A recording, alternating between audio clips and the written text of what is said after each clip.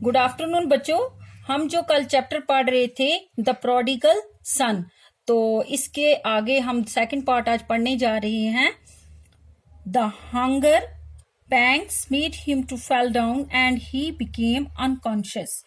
On regaining his consciousness, he thought, how many of my father's hired men have more bread than they want, while I here am dying of hunger.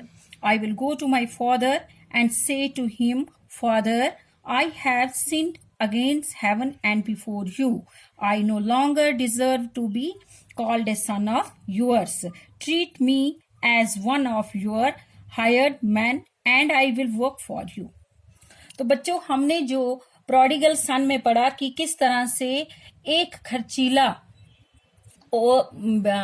बेटा कैसे अपने बाप से property में से हिस्सा मांगता है और वो हिस्सा लेके उसको बेफजूल के वो जुए में और शराब में खत्म कर देता है। तो जितने भी उसके पास पैसे होते हैं उनको खत्म कर देता है और फिर बाद में उसके पास ना खाने के लिए कुछ रहता है और ना उसको कुछ उसका कोई भी इंतजाम मतलब कहीं भी सेटलमेंट करने के लिए उसके पास कुछ बचता है।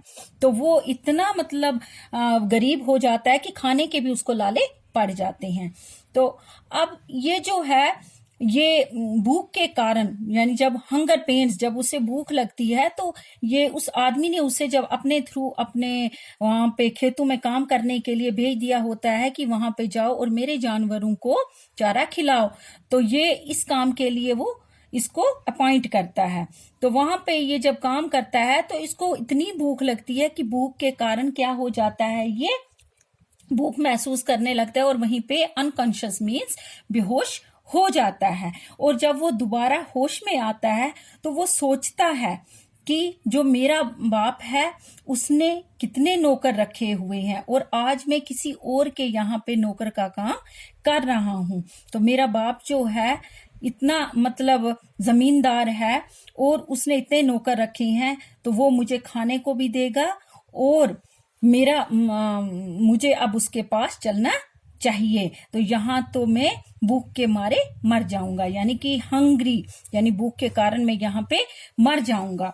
तो मुझे कहाँ जाना चाहिए? अपने बाप के पास। तो ये अपने आप से बात करता है, कहता है कि मैं बाप के पास जाऊंगा और उससे अपने जो मैंने पाप किए हैं, गुनाह किए हैं, उसके लिए मैं माफी मांगूंगा। तो ये कहता है कि जब I no longer deserve to be like a son of you, मैं बेटा कहलाने के लायक तो नहीं हूं क्योंकि मैंने अपने बाप को दुख दिया है।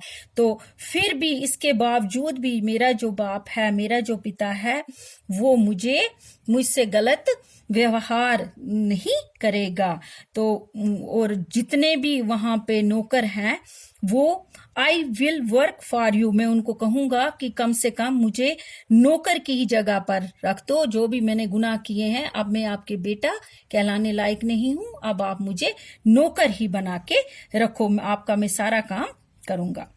This would ensure he may place to live in and food to eat. He went to his father who was patiently waiting for him to return. तो ये जो चीजें हैं, इससे उसको एक यकीन हो गया कि जब मैं वहां जाऊंगा वो मुझे रहने के लिए जगह भी देगा और खाने के लिए रोटी भी देगा, यानी बाप तो भूखा मुझे रख नहीं सकेगा।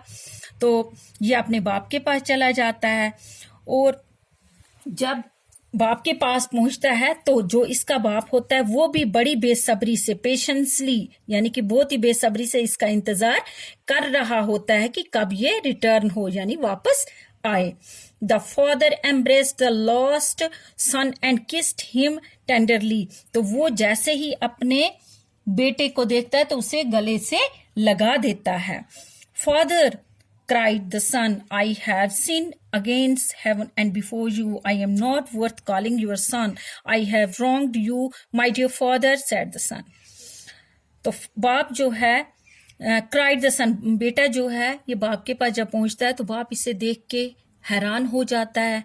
वो एकदम से इससे गले लगाता है और इससे प्यार करता है, चूमता है और खुशी से बेहाल हो जाता है।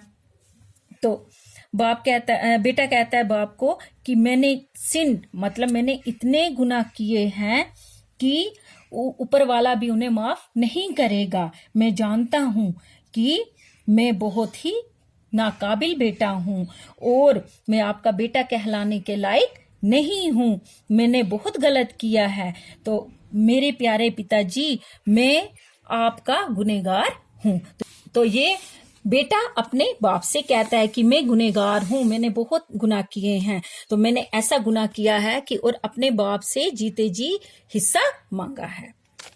But the father said to his servants, fetch a good robe quickly and put it on him and bring a ring for his finger and shoes for his feet. तो अब जो है ये बाप जब देखता है तो ये तभी अपने जो नौकर इसके पास होते हैं, बाप उन नौकरों को कहता है कि आप जल्दी से जाओ और क्या इसके लिए सामान लेके आओ।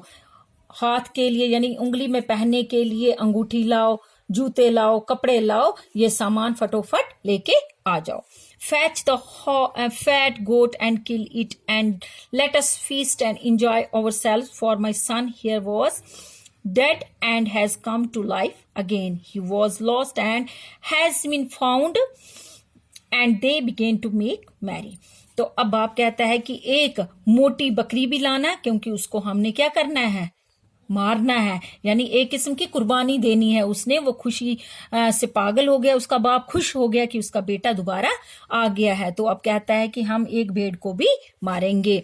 तो एक बहुत बड़ा हम क्या बनाएंगे, उत्सव बनाएंगे, फंक्शन बनाएंगे और हम सभी मिलकर इस फंक्शन को एंजॉय करेंगे। क्योंकि मेरा जो बेटा है, मैंने सोचा था ये मर चुका है, लेकिन ये दोबारा जिंदा आ गया और मैंने इसको जिंदा पाया, तो इसलिए अब हम खुशी मनाएंगे। तो his elder son, who was out on the fields, returned and heard music and dancing. Then he called one of the fellows to him and asked what all that meant. तो इस जो ये बूढ़ा रिच मैन था, इसका जो बड़ा बेटा था जो कि इसी के पास था, एल्डर सन, बड़ा बेटा, तो ये क्या, इसने जब यहाँ गाने बजाने की आवाजें सुनी, यानी कि डांस की, गाने बजाने की आवाजें सुनी, तो ये म्यूजिक होता है गाना बजाना, है डांस होता है नाचना।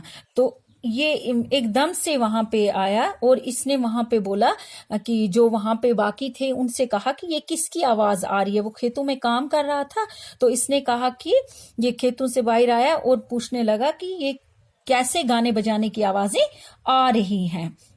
तो उनमें से एक ने कहा कि and asked what all that mean, और इसका मतलब क्या है, आज क्या है, आज यहाँ पे बहुत ही गाने बजाने की आवाजें आ रही हैं। तो ये खेतों में काम करने गया था, वहां से जब वो आ रहा था वापस, तो इसने देखा कि गाने बजाने की आवाजें गूंज रही हैं। तो इसने कहा कि इसका क्या मतलब है, यहाँ क्या शोर शराबा है, क्या गाना बजाना हो रहा है। Your brother has come, he replied, and your father has had the fat goat killed because he has got him home safe and sound. तो उसने, उनमें से एक ने कहा कि तुम्हारा जो छोटा भाई था वो वापस आया है और अब आपके पिताजी ने क्या किया है, एक बकरी को मारने के लिए बोला है। और क्योंकि वो बिल्कुल ठीक ठाक वापस खुशहाल घर पहुंच आया, तो इसकी खुशी में उन्होंने बोला है कि अब हम एक बकरी को मारेंगे। Then he was angry and would not go in, but his father came out and entreated him. तो ये बात सुन के उसने घर जाना मंजूर नहीं किया, मतलब उसका मन ही नहीं किया घर जाने का।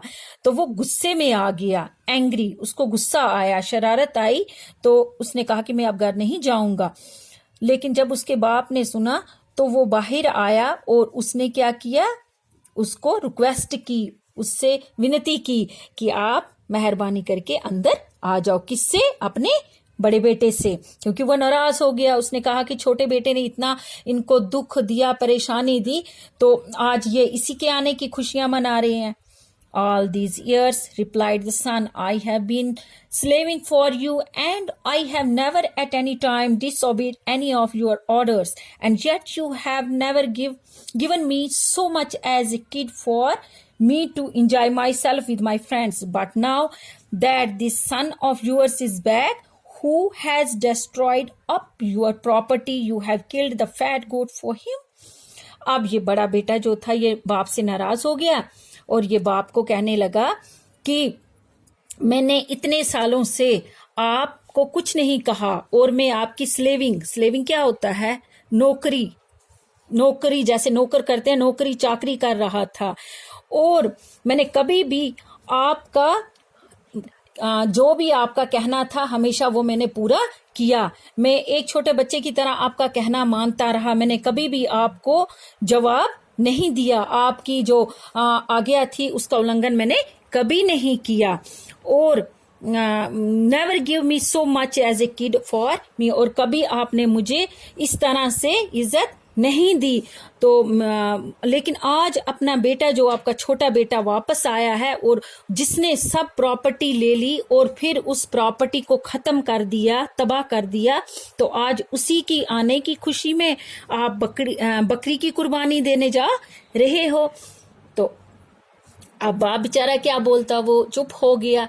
तो उसने वहां से बताया, You, my dear son, said the father, are always with me and all that is mine is also yours. तो बाप ने कहा कि मेरे प्यारे बेटे, किससे कहा, बड़े बेटे से, कि तुम हमेशा मेरे साथ हो, यानी आप हमेशा मेरे साथ हो, मेरे दिल में हो और मेरा जो कुछ भी है वो सारा आपका है, यानी मेरा जो कुछ भी है वो आपका ही है, आप मुझसे नाराज मत हो जाओ। We are bound to make merry and rejoice, for this brother of yours was dead and has come back to life. तो कहता है कि मेरी जो सीमा है वो आपकी खुशियों से जुड़ी हुई है। तो this brother of yours was, मैंने सोचा था तुम्हारा ये छोटा भाई जो है ये मर चुका है, लेकिन अब ये वापस आया है, यानी इसको दूसरी जिंदगी मिली है। He was lost and has been found, हम इसे खो चुके थे, हमने आज इसे दोबारा पाया है। The father said to his older son that one should not forget to rejoice when a sinner repents and returns to God. तो बाप कहता है अपने इस बड़े बेटे से कि हमें इसे माफ कर देना चाहिए। अगर ये अपनी गलती पे पश्चाताप कर रहा है तो हमें कोई हक नहीं है इसको सजा देने का। तो यानी कि अगर कोई गलती करता है तो उसका वो पश्चाताप करता है तो ऊपर वाला उसे माफ कर देता है। तो हमें भी इसकी गलती पे इसको क्या करना चाहिए, माफ कर देना चाहिए और खुशियां मनानी चाहिए। It is a moment of pleasure that your brother has realised his mistake and is seeking mercy and forgiveness.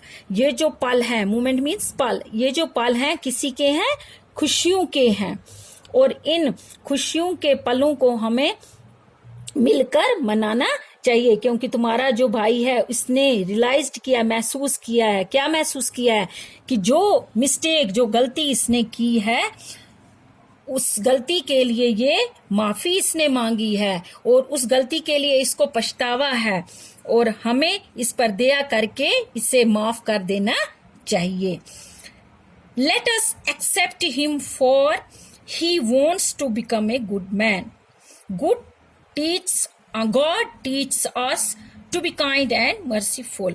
तो let us accept, हमें क्या अपनाना चाहिए, अगर इसने अपनी गलती को एक्सेप्ट कर लिया है हमें इसे इस पे दया करके इसकी गलतियों को क्या करना चाहिए, माफ करना चाहिए, हमें इसे अपनाना चाहिए। और क्योंकि ये एक अच्छा आदमी बन चुका है, तो जो गॉड है वो हमें क्या सिखाता है कि हमें हर किसी के साथ दयालु और मेहरबान होना चाहिए। अगर कोई भी इंसान गलती करता है और उस गलती के लिए वो बाद में पश्चाताप करता है तो हमें उसे माफ कर देना चाहिए। तो बच्चों, हमारा ये टॉपिक आज एंड होता है। तो मुझे आशा है कि आपको ये स्टोरी अच्छी लगी होगी और अच्छी तरह से एक्सप्लेन मैंने की, अच्छी तरह समझ आई होगी। अगर इसके बावजूद भी कहीं आपको कोई प्रॉब्लम होगी तो आप मुझे बता सकते हो। तो इसके अकॉर्डिंग जो भी असाइनमेंट्स होंगे वो आपको नेक्स्ट टाइम में भेजूंगी। Okay, thank you.